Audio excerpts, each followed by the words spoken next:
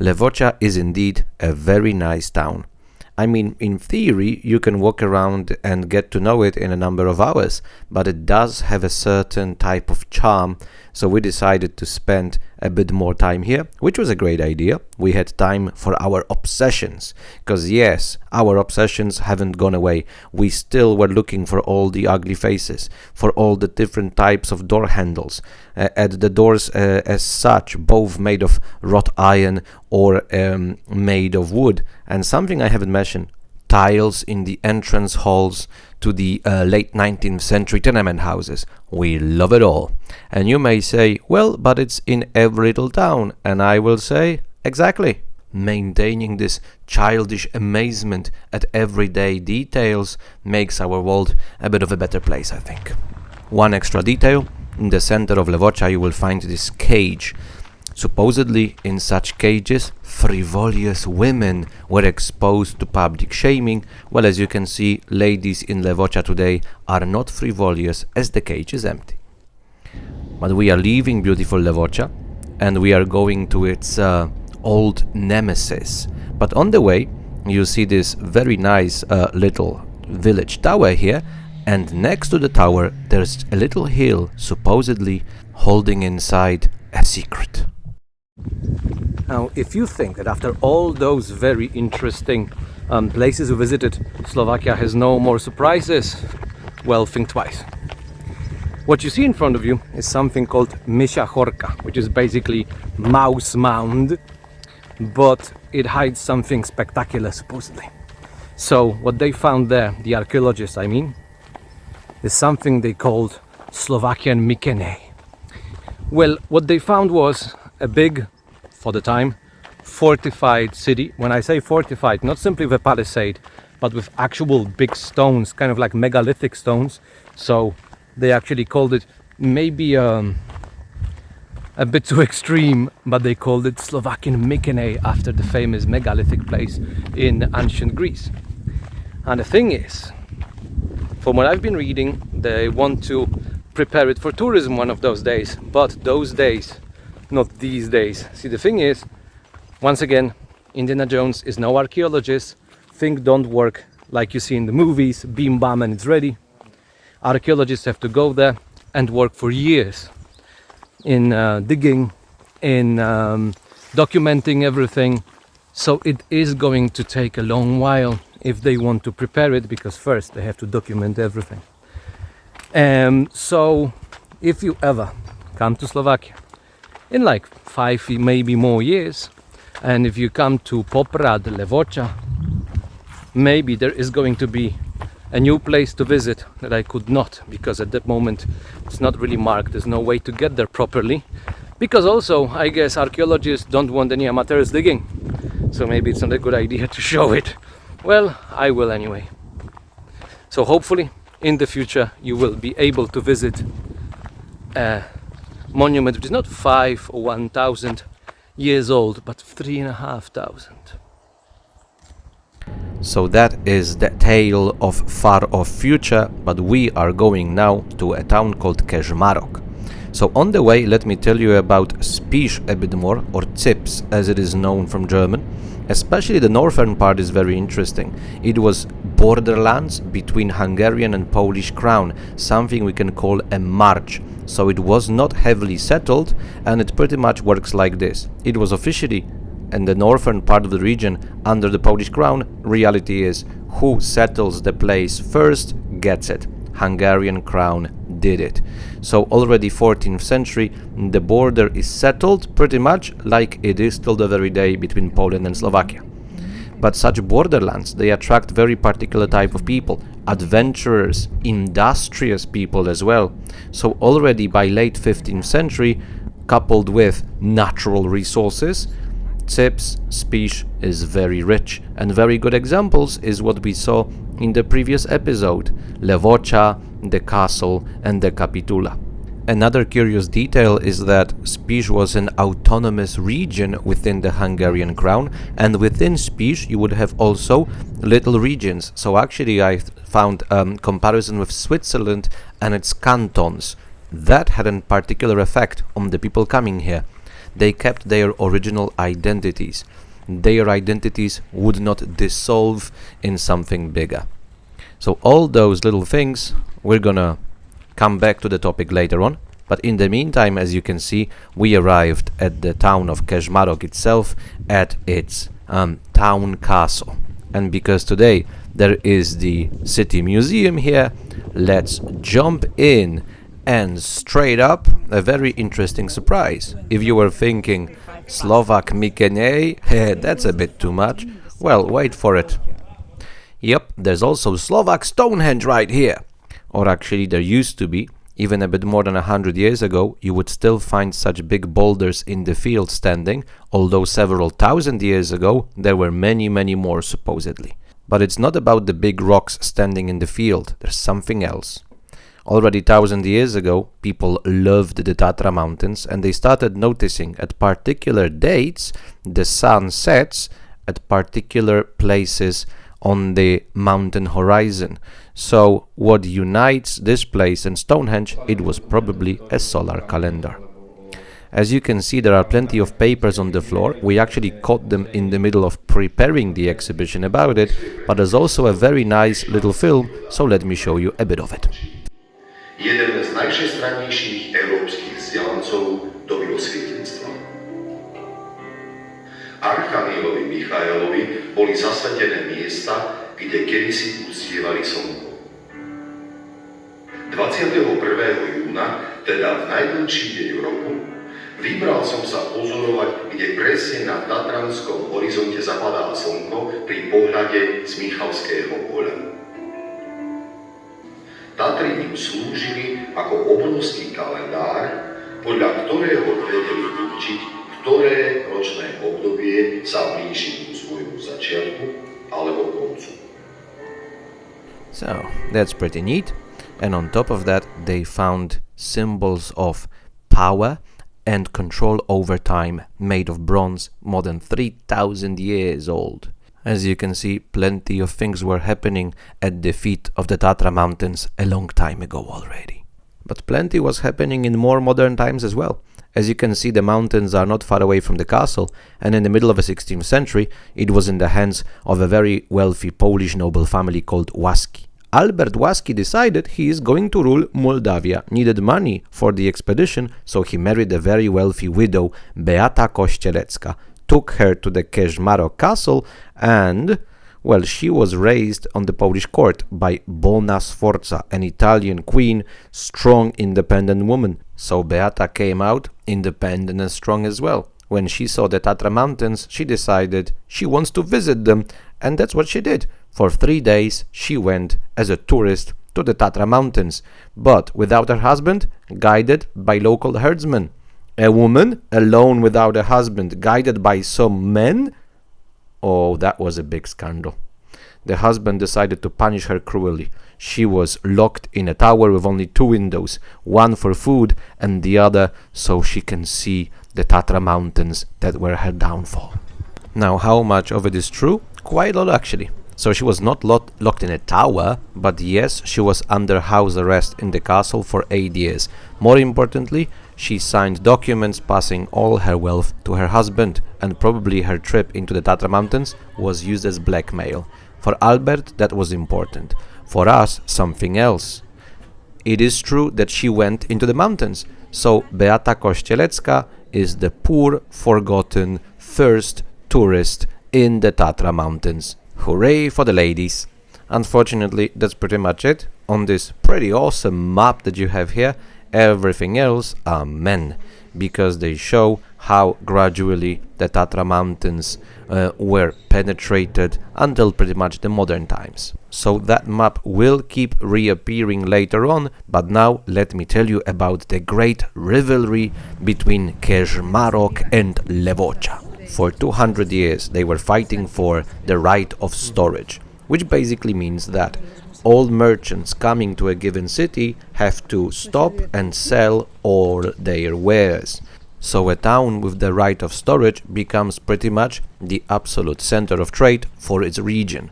And for 200 years Kežmarok and Levocha were fighting for it, And actually, sometimes Kežmarok would win. For example, beginning of the 15th century, it had the right of storage. But eventually, it is Levocha which won, because beginning of the 16th century, Kežmarok loses its status as the royal free town and becomes a private town of the owners of the castle. So not only after 200 years of fighting against Levocha it loses, but it also now has to, for 200 years, fight against the owners of the castle. And mind you, in urban space, castle and Kežmarok are one, but in terms of institutions, for 200 years, enemies. That fight was won by Kežmarok by the beginning of the 18th century. And today it wins another competition against Levocha. In Levocha the cage was empty, and here I did find one frivolous lady. So Kežmarok wins. Now, talking about punishment, they did have the right of sword, as you can see, plus another important bit that we need to have, of course, a synagogue. Here's a model of it, because it did not survive at the place where it stands. There's only a plaque and a monument to the victims of extermination. But we also found another plaque to victims from a group which is usually not portrayed as such. Now, the very name of the city, Kežmarok, already shows you the German roots. The original name was Kezmarok, and many people, me including, would think it comes from Käsemarkt, cheese market, which makes in theory sense because we are near the mountains. Mountains means sheep, sheep mean plenty of cheese, so that would make sense. But I mentioned when we were on the road to Kežmarok that especially northern Spiš was Borderlands, a march. So most probably the name Kežmarok comes from Kaisermark, the Caesar's march. And if that's not enough, the Latin name that was used was Caesarea. So it probably comes from Kaisermark, not Käsemarkt, which, to be honest, Caesar's march sounds way better than cheese market, right? And here, of course, the story was copy-paste. So you would have the Saxon Germans coming after the Mongol invasion. You would have the German rules said here in the Middle Ages. All the books were written in German. And then when Luther starts spreading his words, they come here. And till the Second World War, evangelicals were very important. Look, this is the main Catholic church of the city. And now this is the main evangelical church. Yep, that monstrosity is actually an evangelical church. I was surprised as well. And here they put everything in. There's a bit of Romanesque, there's a bit of Gothic, Renaissance, even things like Byzantine or Mozarab architecture. So for me it's a bit too much. But I think that was the point. It is too much. It is visible from every point of town. Fortunately, right next to it, there's a chance to breathe. Actually, there's a bit of UNESCO. This is a 17th century articular church. Unfortunately, inside, you officially cannot take photos or videos, so I just slipped a couple of seconds in here. But whoever wants a bit more of Protestant articular wooden churches, episode 17 if you haven't watched it yet. But in episode 11, when we were talking about Ludowicz Stur, we had the Bratislava Evangelical Lyceum. And here also they have it, 1530. And the one in Bratislava has a very nice curriculum on one of the corners, all the names of important Slovaks. Well, Kežmarok wins. They have here Slovaks, Hungarians, Germans, and even Serbs. So I have to say, their curriculum is more impressive. Also visually. Now, they were not only involved in learning, they were also involved in walking around the Tatra mountains. But let's have a closer look at some names. For example, David Fröhlich is the first person who documented his ascent to one of the Tatra peaks. And look at the languages used on the plaque where he lived. Basically, look at the surnames. It all sounds rather German, wouldn't you say? And of course, you will find surnames sounding differently. For example, Slavic sounding surnames as well. But here, you've got this gentleman in the given year. He decided to name one of the peaks after a medieval founder of a nearby village, Gerlsdorf. The founder's name was Gerlach. Yep, the highest peak of the Tatra Mountains is a typical medieval German name, and it was given to it by another German, which is, so to speak, the peak example of the influence of the local Germans on the exploration of the Tatra Mountains, which is commemorated on the plaque that you see here. But look at the wording, Karpatendeutsche, the Carpathian Germans. The term was coined by the beginning of the 20th century to differentiate Germans living in Czechia of today, Sudeten Germans, from those living in Hungarian Kingdom, Carpathian Germans. Today, it's not exactly the best term because 70% of Slovakia is the Carpathian Mountains. So any German living in Slovakia is Carpathian. I prefer the term Spiš German or Zipser, after the name in German of Spiš, which is Zips. So what happens here? Because especially northern Spiš was pretty much a march, it wasn't heavily populated. Here, when Germans come and settle towns, they don't only settle towns, they start settling villages. And normally what happens is Germans are an important but a minority in cities. And here, in cities, they become sometimes majority, and they were actually villages with German majority. So they were not an island in the Slavic Sea anymore. And you can see it perfectly on my favorite Tatra map. You can see every town, every village has a German name to the Slovak name as well. So, for example, in the museum, in the castle, there's an exhibition on the Shooters Union. The language you see very often is German because right down to the modern times, beginning of the 20th century, more than 50% of citizens of Kežmarok would say they are Germans. So here, something got created, a separate culture, a separate identity, Zipser German identity. And let me use again Switzerland as a great example. Although officially they speak German, good luck understanding Swiss German, right? And I don't think anybody would consider a Swiss a German, although officially they speak the same language. In a micro scale, but I believe something like that happened here. Plus, they were divided into Upper Zipser Germans, Lower Zipser Germans, Podolinci. If that's not enough, they actually had folk costumes. Those are all details which belong to separate identities, separate cultures. There were some issues, of course. For example, end of First World War, some of the Kežmarok Germans do not want to belong to Czechoslovakia. They want an independent Zipser Republic, which of course didn't happen. But during the interwar period, they have a Zipser German party, and Andor Nic was actually member of the Czechoslovak parliament. Unfortunately, they lose the fight for the soul of Slovak Germans against the Carpathian German party, which was basically a front for Hitler's Nazi party. And Andor Nic, for his opposition against them during the wartime, spent several years in jail, which speaks highly of him. But in the meantime, late 38, the Carpathian German party renamed itself into Deutsche Partei, so simply German party, and they become officially the sole representative of the Slovak Germans. Mind you, for example, Bratislava Germans, the party was popular more than 10 years. When I told you in episode number 13 that the Jewish quarter was under attack by the Hlinka guards, not only the paramilitary of the German party was there as well. What about the Zipser Germans though? Well, supposedly the younger generations a bit, but most of Zipser Germans were distancing themselves from the Deutsche Partei, and I think there's one very particular reason to it. Zipser German was a folk culture. It was heavily grounded in locality. So all the bullshit about race and blood, I don't think it was a popular theme here. That had to be dealt with.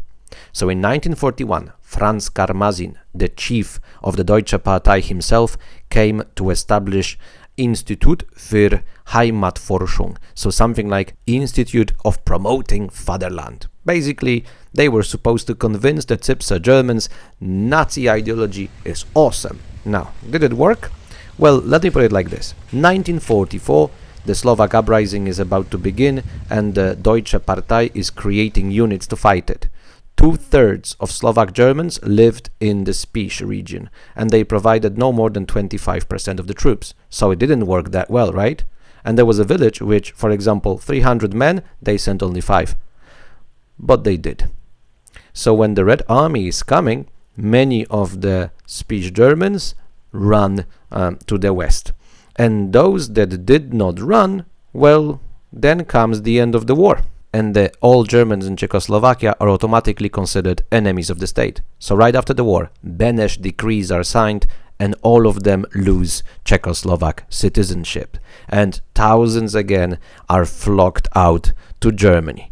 The only that can stay are those that can prove they were anti-fascists. And for example, Andor Nič, the head of the Zipser German party, spending the time of war in jail, had the right to stay, and he did. He lived at the Tatra Mountains, he died in Banska Bystrica, but he is one of few. Pretty much everybody is expulsed. Some of them did not reach Germany. June 45, a group of Czechoslovak soldiers saw train with Carpathian Germans. They were under a guy called Karol Pazur. He decided to take them all out into the field, rob them, and shoot them. 265 people, mostly children, women, and elders. The oldest victim, 80 years. The youngest, 8 months. He was actually court-martialed for it, and he would defend himself saying, "I had to kill the little ones because I already killed their parents, so what would I do with them?" He got 23 years in jail, but there was amnesty after a year, and then he lived happily ever after as the hero of struggle for liberty. So Germans can be victims as well. And that's why also we have this commemorative plaque. 30 of the victims in Przerov came from Kežmarok. And also those who reached Germany, expulsing a culture which is folk, which is grounded in locality, must have hurt them more than the others, because I believe such cultures, Zipser Germans, they were Zipser from Spiš first and then Germans. But here we come to what I believe is a very important moment.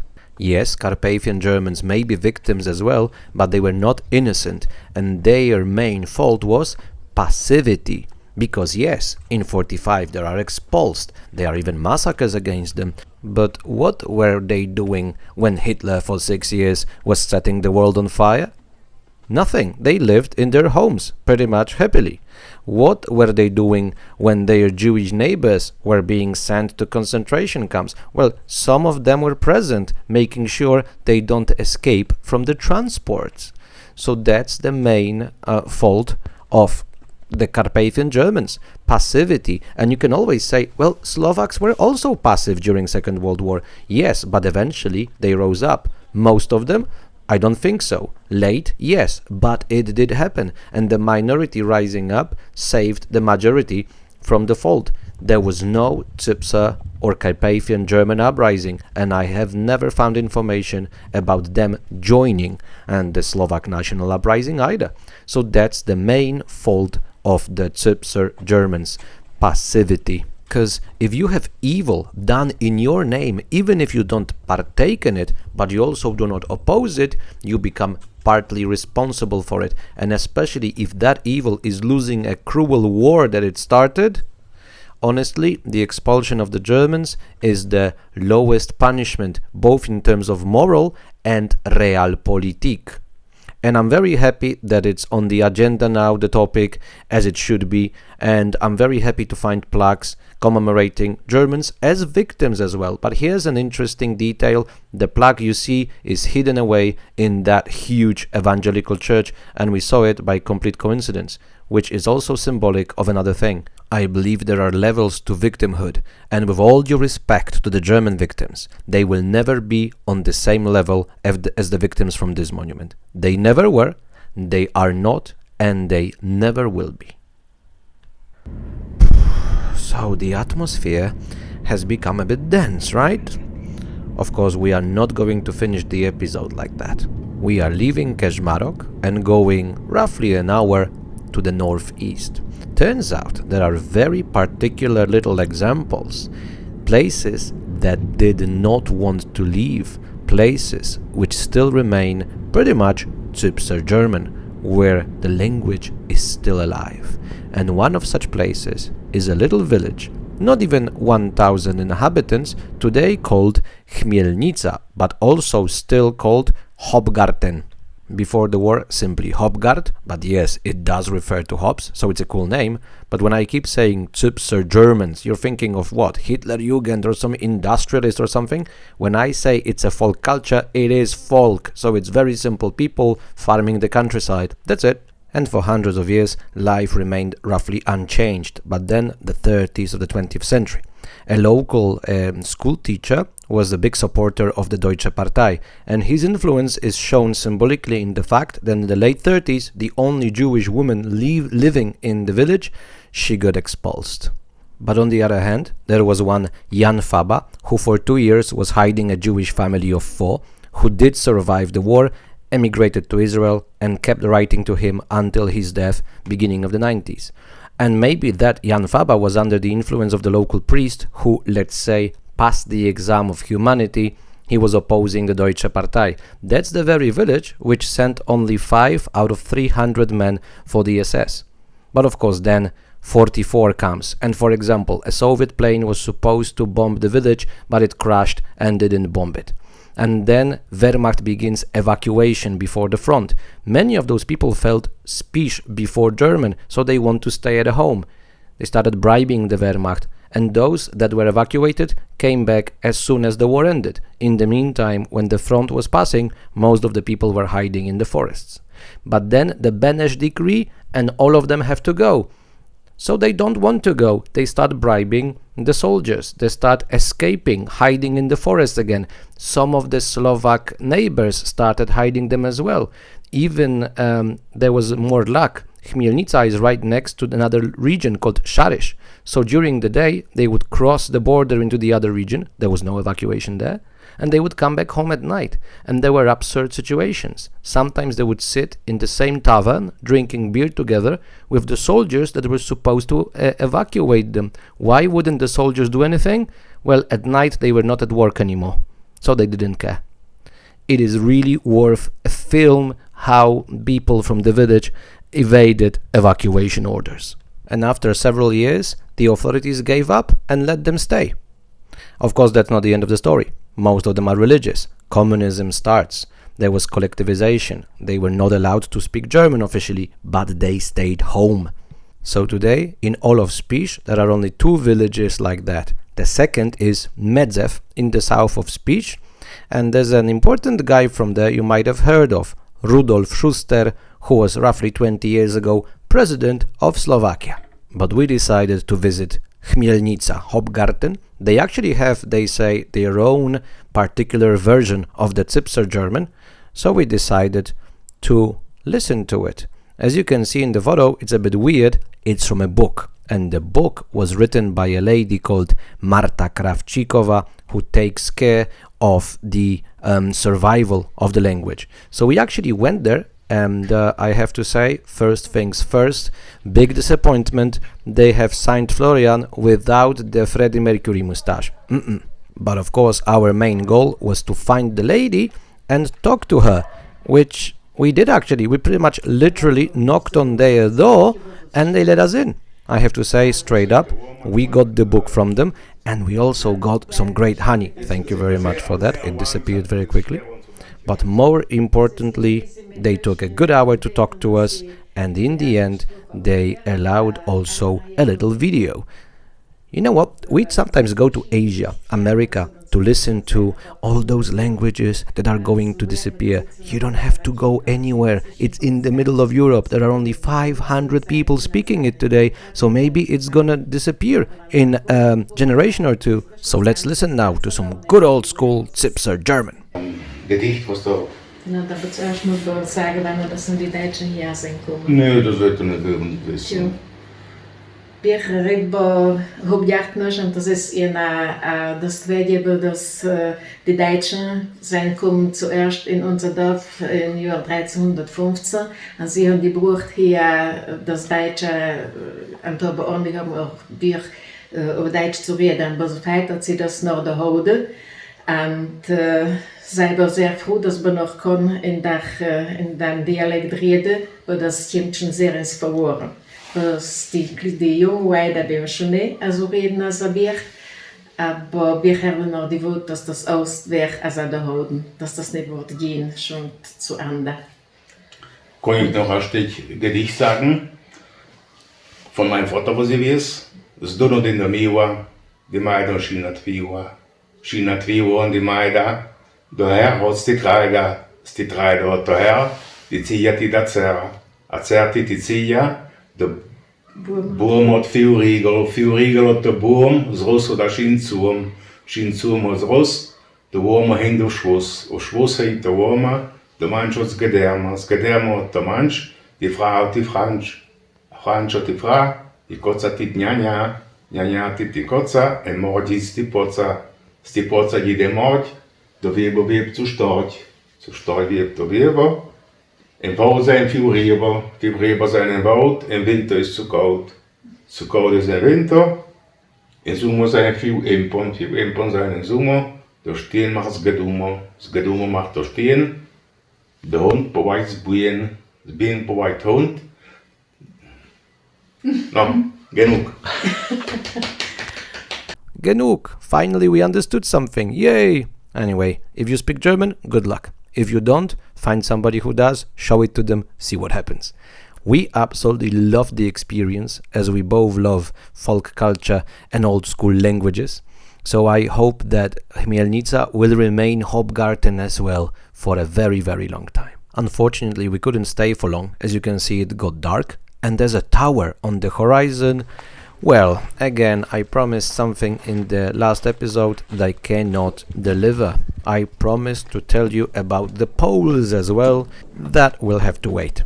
But I think you understand the episode unfolded, and to be honest, unexpectedly, in such a way that I think it's best to leave it be as it is. But this is another piece and an important piece of the amazing puzzle that is Slovakia.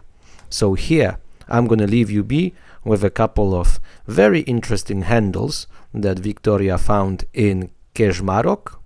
But from me, this is it. Thank you so much for your attention, and very soon we're gonna see each other with more stories and more amazing places. To be continued.